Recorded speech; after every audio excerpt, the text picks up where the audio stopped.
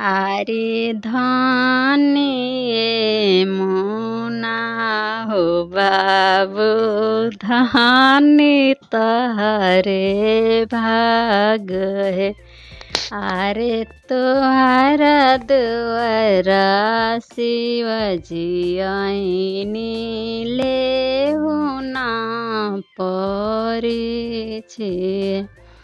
आरे तोहरा दुआरा शिवजी ऐनी लेहु ना परे छे।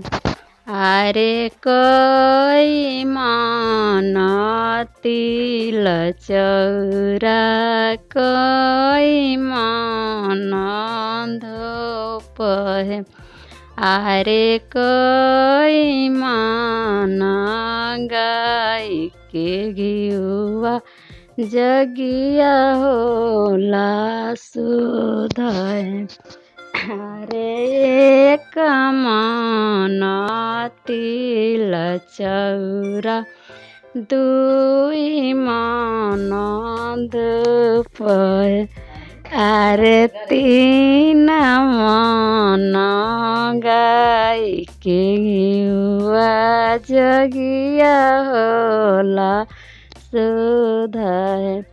आरे तीन मन गाय के घिउवा